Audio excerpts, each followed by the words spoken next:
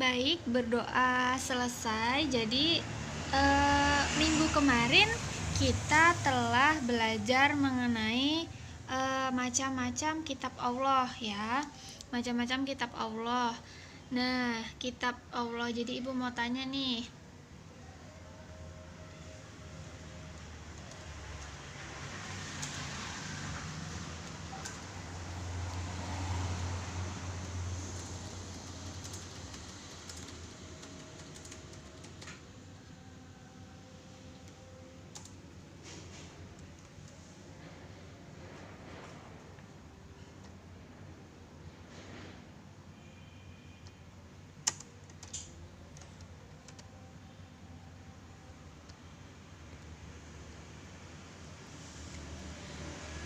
Coba Ahmad sebutkan ada apa saja macam-macam kitab Allah.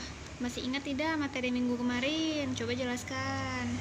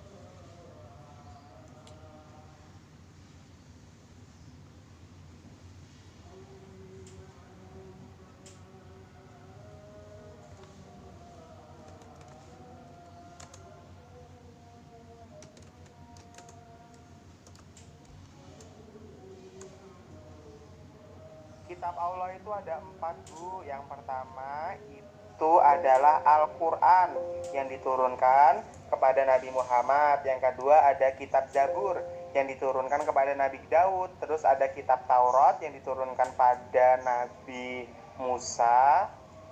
Terus ada Injil yang diturunkan kepada Nabi Isa, Bu.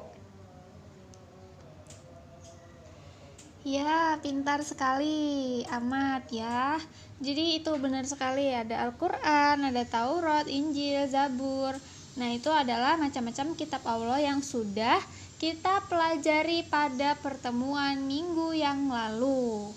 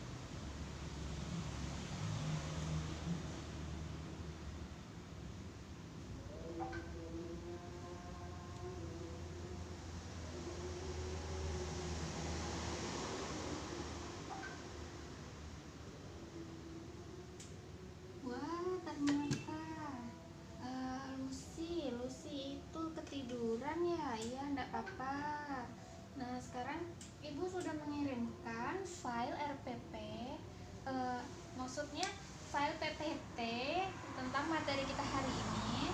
Silahkan kalian buka terlebih dahulu, nanti Ibu akan jelaskan lewat VN ya. Selamat membaca.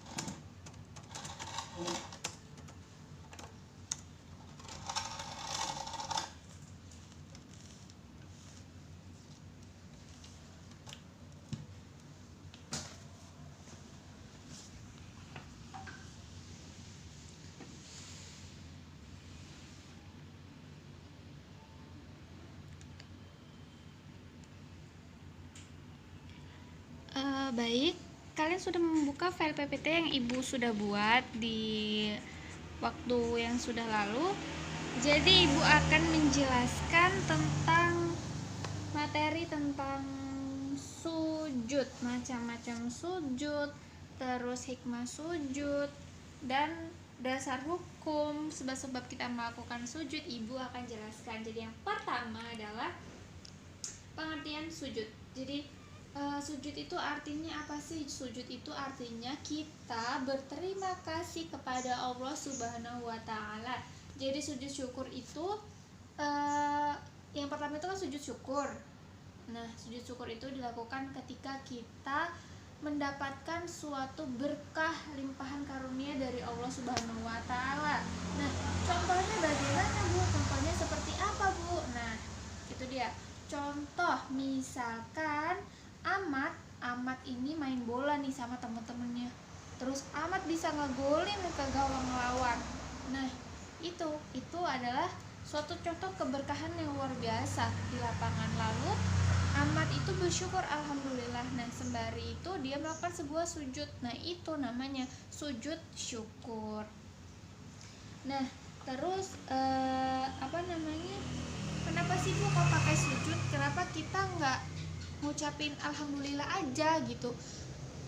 Kenapa kok pakai ribet-ribet sujud syukur gitu kan? Nah, jadi gini, karena kenikmatan yang kita rasakan, kenikmatan yang didapat oleh Amat yang bisa menggolin bola ke gawang lawan tadi itu tidak lain tidak bukan karena kehendak Allah Subhanahu wa Ta'ala. Jadi mau tidak mau ya harus mau seperti itu, karena pada dasarnya Allah yang telah memberi karunia, Allah yang telah mengizinkan si Amat Abdul ini tadi mengegolkan bola ke gawang lawan. Jadi nggak cuma kita ya Allah alhamdulillah, tapi kita bisa kita lakukan dengan sujud syukur tadi itu, seperti itu. Jadi ternyata di samping dengan kita bisa mengucap alhamdulillah, kita juga bisa melakukan sujud syukur atas karunia yang kita dapat dari Allah Subhanahu wa Ta'ala. Nah, Jadi contoh tindakan ini, tindakan sujud syukur ini kita mencontoh dari siapa sih? Tentu saja dari Rasulullah Shallallahu Alaihi Wasallam, seperti itu. Nah, untuk yang kedua, dasar hukumnya ada nggak sih Bu? Dasar hukum sujud syukur? Nanti cuma ngarang lagi Ibu kan gitu ya. Nah itu ada, kalian buka buku paket, buku pendidikan agama Islam itu di halaman 83. Nah di halaman 83 itu ada yang bagian B, ada dasar-dasar hukum sujud syukur. Jadi dari hadis riwayat Daud dan Tirmizi yang artinya dari Abu Bakar, sesungguhnya apabila datang kepada Nabi SAW sesuatu yang menggembirakan atau kabar suka, beliau langsung sujud kepada Allah Subhanahu Wa Taala. Jadi Nabi SAW itu ketika ia mendapat sebuah kabar, ketika dia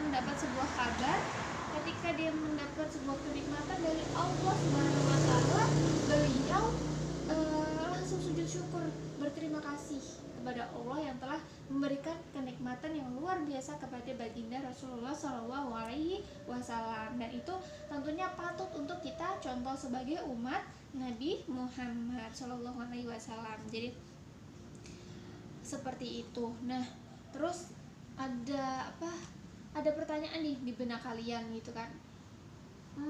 Kenapa sih kok orang itu sujud syukur? Kenapa sih Bu? Apa sih alasan dia melakukan sujud syukur? Apa? Kan seperti itu ya. Nah, jadi yang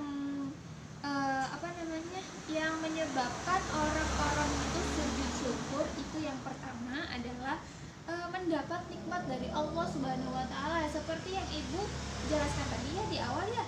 Nah, itu karena seseorang mendapatkan kenikmatan yang luar biasa dari Allah Subhanahu Wa Taala. Misalkan Lucy, nah Lucy ini lagi sekolah nih, terus Lucy itu selalu berdoa kepada Allah untuk mendapatkan peringkat 1 di kelas 8A ini. Nah ternyata waktu pembagian rapor, ibu bilang sama Lucy, kamu dapat peringkat 1.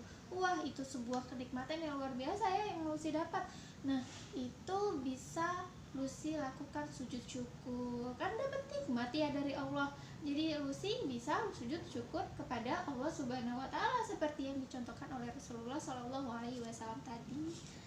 Nah, yang kedua itu terhindar dari bahaya. Jadi nggak cuma kita dapat kenikmatan, jadi kita terhindar dari bahaya, kita juga bisa melakukan sujud syukur. Jadi misalkan begini ya, si Fulan itu pulang dari sekolah. Nah pulang dari sekolah itu dia lewat bulak-bulakan gitu kan, lewat bulak-bulak yang benar-benar sepi banget di situ karena udah malam tuh. Si Fulan itu pulang udah malam, di jam 9 malam udah nggak ada orang di situ, udah nggak ada yang berani lewat. Nah dia pulang sendiri di situ. Nah tiba-tiba si Fulan dicegat tuh sama begal, lihat, dicegat sama begal, mau diambil motornya tapi dia kan ngebut tuh. Nah ngebut di situ dia alhamdulillah selamat sampai perkampungan orang. Dia belok ke rumah orang yang disitu masih ada warganya. Nah selamat kan dia dari begal. Nah di situ si Fulan langsung sujud syukur sama Allah gitu. Jadi nggak cuma kita dapat sebuah prestasi, kita dapat sebuah kenikmatan, tapi waktu kita terhindar dari musibah itu kita harus sujud syukur sama Allah, kan Allah yang nolong. Jadi kita wajib bersyukur gitu loh, istilahnya apa ya, kita berterima kasih karena memang benar-benar nggak ada penolong selain Allah di situ kan ya. Posisi di situ dia sepi, nggak ada orang mau minta tolong juga percuma, dia cuma ngandelin tuh gasin motor yang kenceng di situ kan. Terus Allah selamatin di situ, dia bisa sujud syukur. Jadi seperti itu. Jadi ini memang benar-benar sujud syukur ini disunahin sama Rasulullah Shallallahu Alaihi Wasallam ya. Kita dapat kenikmatan, kita dapat terhindar dari musibah begal tadi, itu kita disunahkan untuk melakukan sujud syukur seperti itu. Nah, terus ada pertanyaan lagi nih. Jadi Bu, gimana sih cara ngelakuin sujud syukur? Apa cuma sujud-sujud aja nih gitu kan? Ada pertanyaan nih pasti di benak kalian kayak gitu. Nah, ada tata caranya. Jadi kita nggak langsung asal sujud aja gitu, enggak. Jadi ada tata caranya. Yang pertama, di PPT tadi udah jelasin nih sama ibu ya, udah kalian buka belum? Nah ini kalau di buku paket di halaman 84 bagian bawah itu ada tata cara melakukan sujud syukur. Nah gimana Bu yang pertama tata caranya gitu? Nah yang pertama itu tata caranya adalah menghadap kiblat. Jadi tetap ya kita sujudnya menghadap kiblat, jangan ke arah utara atau ke arah selatan, jangan. Nah yang kedua itu berniat untuk sujud syukur. Jadi emang niat ya, niat yang kedua. Yang ketiga sujud seperti sujud dalam sholat dengan bacaan. Itu bacaannya gimana buka sujud ya? Apa cuman sujud aja terus ngucapin alhamdulillah gitu? Enggak, jadi ada doanya. Doanya itu bismillahirrahmanirrahim, subhanallah walhamdulillah wala ilaha illallah wallahu akbar wala haula wala quwata illa billahil aliyyil azim. Seperti itu doanya. Jadi bukan sujud kalian baca alhamdulillah, bukan ya. Jadi ada doanya tadi itu, subhanallah walhamdulillah wala ilaha illallah wallahu akbar wala haula wala quwata illa billahil aliyyil azim. Jadi itu doanya yang artinya maha suci Allah dan segala puji bagi Allah, tiada Tuhan selain Allah, maha besar Allah dan tiada kekuatan serta daya upaya kecuali atas izin Allah yang maha tinggi dan maha agung. Nah habis sujud terus gimana Bu? Masa sujud terus? Kan ada pertanyaan lagi nih, masa sujud terus Bu, nggak bangun-bangun gitu kan? Ya bangun lah, gimana kalau sujud terus kan? Jadi yang keempat itu setelah sujud itu duduk kembali, habis itu salam, assalamualaikum warahmatullahi wabarakatuh. Jadi seperti itu. Nah hikmahnya ngelakuin sujud syukur ini apa sih Bu gitu kan? Nah hikmah yang pertama adalah orang yang melakukan sujud syukur itu bakalan ditambah nikmatnya sama Allah Subhanahu wa taala ya. Yang kedua ada kepuasan batin di sini. Kalian bakalan bisa ngerasain kalau udah ngelakuin sujud syukur itu, pasti ada kepuasan batin di diri kalian. Terus yang ketiga itu pasti dia merasa dekat sama Allah ya. Dia dapat kenikmatan aja dia bersyukur kan. Jadi Allah tambah lagi seperti itu. Nah yang keempat ya memperoleh tambahan nikmat. Jadi semakin bersyukur kita bakalan semakin Allah tambah nikmatnya ya, seperti itu. Jadi itu tadi hikmahnya, tata caranya, dan pengertian serta dasar hukumnya. Jadi nggak cuma sujud-sujud aja, ada tata caranya ya. Nah seperti itu. Yang kedua adalah sujud sahwi. Apa sih Bu sujud sahwi itu? Kok baru dengar ya? Ada yang baru dengar di telinga kalian? Sujud sahwi, apa sih sujud sahwi gitu? Nah sujud sahwi itu sujud yang kalian lakukan ketika kalian itu lupa atau ragu-ragu dalam sholat. Misalnya gini, lu sih sholat isya, nah di rokaat ketiga lu sih ragu-ragu tuh, lu sih ragu-ragu, waduh ini rokaat ketiga atau udah keempat gitu, lupa sih lu sih itu ngelakuin sholat itu udah rokaat keberapa gitu, rokaat ketiga apa keempat ya, seperti itu kan di dalam pikiran dia, tapi sambil sholat tapi ragu-ragu ini rokaat ketiga apa keempat gitu kata Lucy kan. Nah itu Lucy nantinya setelah membaca tahiyat akhir sebelum salam itu Lucy disunahkan untuk melakukan sujud sahwi. Nah Bu ada dasar hukumnya nggak sih? Lagi-lagi dasar hukum nih yang ditanyain sama kalian kan mesti. Nah dasar hukumnya itu ada, dasar hukumnya itu di buku cetak itu halaman 86. Nah itu ada hadis riwayat Ahmad dan Muslim yang artinya apabila salah seorang di antara kamu ragu dalam sholat apakah ia sudah mengerjakan 3 atau 4, nah maka hendaklah hilangkan keraguan itu dan diteruskan sholatnya menurut yang diyakini. Kemudian hendaklah sujud 2 kali sebelum salam. Jadi yang tadi ibu contohkan tuh Lucy itu rakaat ketiga atau keempat. Nah Lucy yakinnya dia itu udah rakaat keempat tuh kan, rakaat keempat dia yakin. Nah habis salam, habis atahiyat sebelum salam dia sujud sahwi. Nah gitu jadi caranya. Nah terus habis itu apa cuman gara-gara itu Bu gitu, ada sebab-sebab lain gak sih? Nah ini yang pertama sebab-sebab orang melakukan sujud sahwi itu yang pertama lupa meninggalkan salah satu rukun. Nah, yang kayak ibu jelaskan tadi itu seperti gambaran Lucy lupa sholat ke rakaat ketiga atau keempat. Nah, yang kedua adalah ragu dalam jumlah rakaat, sama saja. Nah, yang ketiga lupa membaca doa kunut yang biasa sholat subuh pakai doa kunut ya. Nah, kalau nomor 4 itu lupa melakukan tasyahud awal. Nah, jadi pas sholat isya tasahud awalnya itu lupa. Nah, gimana tuh? Ya, itu disunahin buat lakuin sujud sawi sebelum salam salam di tahiyat akhir. Nah, yang kelima adalah kelebihan atau kekurangan jumlah rakaat. Nah, tata caranya gimana Bu sujud sahwi? Apa sama kayak sujud syukur gitu ya? Kalian tanyanya. Nah, sujud sahwi itu kan dikerjain dalam sholat. Nah, itu ada ada sujud, ada tata caranya sendiri. Setiap sujud itu ada tata caranya sendiri ya.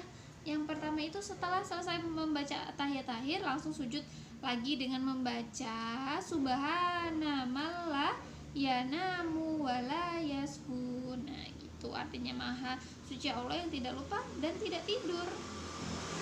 Yang kedua, bangun dari sujud disertai mengucapkan takbir. Yang ketiga, duduk sebentar lalu takbir, dilanjutkan sujud dengan doa yang sama seperti yang pertama tadi. Nah, yang keempat, duduk kembali dan diakhiri dengan salam seperti itu. Bu, hikmahnya apa nih ngelakuin sujud sahwi? Ada hikmahnya. Nah, hikmahnya kita di situ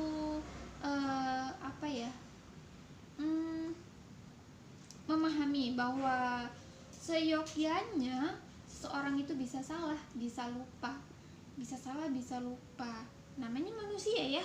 Nah, namanya manusia itu bisa salah, bisa lupa. Jadi kewajiban kita sebagai manusia yang lain, sebagai makhluk sosial itu saling memaafkan apabila ada seseorang yang berbuat salah atau lupa seperti itu ya.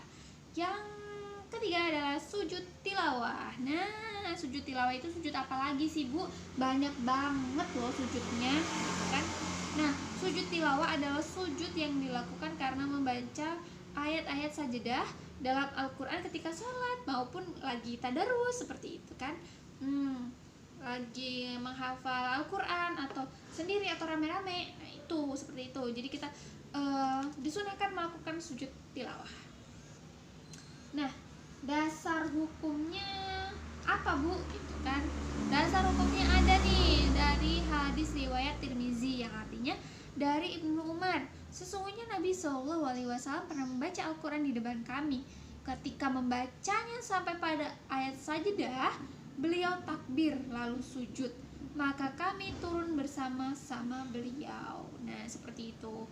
Nah, apa sih sebab-sebab kita melakukan sujud sujud tilawah itu tadi itu apa sih Bu? Gitu kan. Nah, yang pertama adalah karena pada saat kita membaca, menghafal, mendengarkan ayat-ayat suci Al-Quran itu menemukan ayat-ayat sajadah baik pada saat sholat maupun di luar sholat. Nah, itu ada di halaman 88 ayat sajadah itu ya, dari nomor 1 sampai nomor 15. Yang pertama itu Quran surat Al-A'raf ayat 206 sampai Quran surat Al-A'la ayat 19. Nah, seperti itu. Bu, syarat sujud tilawah itu apa gitu? Nah, ada nih syaratnya suci dan menghadap suci dari hadis dan nifas ya. Nah, yang kedua menghadap kiblat, yang ketiga adalah menutup aurat. Nah, di sujud tilawah ini ada rukunnya. Yang pertama niat, yang kedua takbiratul ihram, yang ketiga sujud, yang keempat duduk setelah sujud dengan tumakninah tanpa membaca tasyahud, yang kelima adalah salam. Nah, tata caranya gimana Bu? Yang pertama berdiri menghadap kiblat. Kita berdiri tuh menghadap kiblat. Berdiri menghadap kiblat, terus niat sujud tilawah. Nah, yang ketiga takbiratul ihram. Yang keempat adalah sujud 1 kali. Nah, pada saat sujud itu ada di situ ya doanya ya. Terus yang terakhir adalah duduk sejenak, yang terakhir adalah salam. Nah, sujud tilawah itu dilakukan dalam sholat. Tata caranya itu pada saat kita berdiri dalam sholat membaca ayat sajadah, atau imam ketika membaca ayat sajadah kita langsung sujud dengan satu kali dengan membaca doa sujud tilawah. Nah, setelah selesai melakukan sujud tilawah tersebut, kita langsung berdiri lagi dan melanjutkan sholat kita seperti itu. Ya, terakhir adalah hikmah melakukan sujud tilawah. Apa sih Bu hikmahnya gitu kan? Hikmah yang pertama adalah dijauhkan dari godaan setan. Yang kedua, lebih menghayati bacaan dan makna Al-Quran yang sedang dibaca. Yang terakhir adalah mendekatkan diri kepada Allah Subhanahu wa Ta'ala. Jadi itu tadi materi kita ya. Materi pembelajaran pada hari ini. Semoga kalian menyimak apa yang Ibu jelaskan ya. Jadi kalau misalkan ada yang ingin ditanyakan, kalian bisa tanyakan.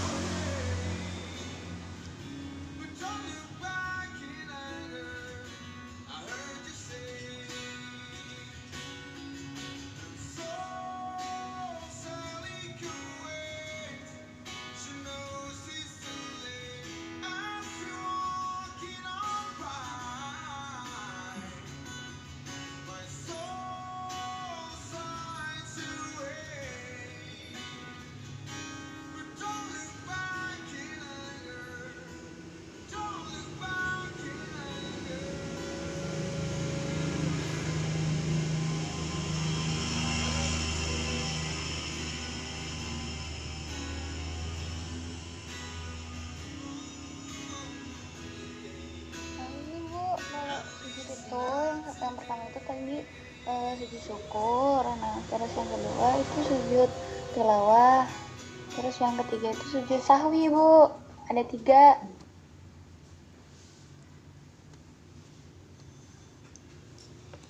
Ya, pintar sekali Nisa ya. Jadi ada 3 ya. Jadi macam-macam sujud itu ada 3. Yang pertama adalah sujud syukur, yang kedua adalah sujud tilawah, yang ketiga adalah sujud sahwi. Seperti itu.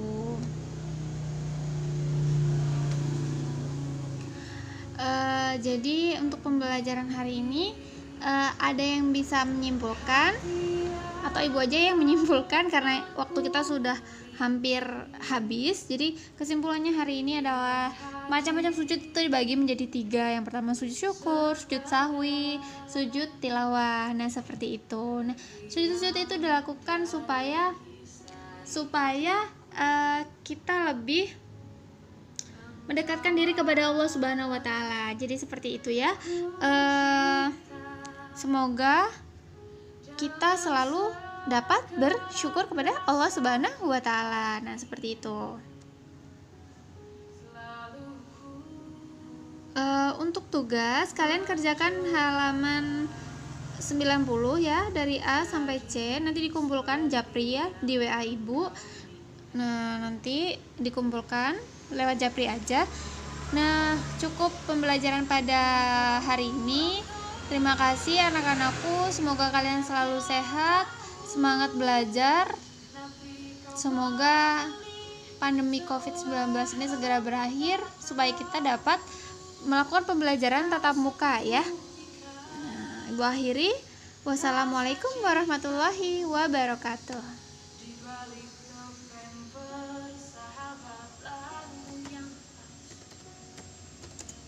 Jadikan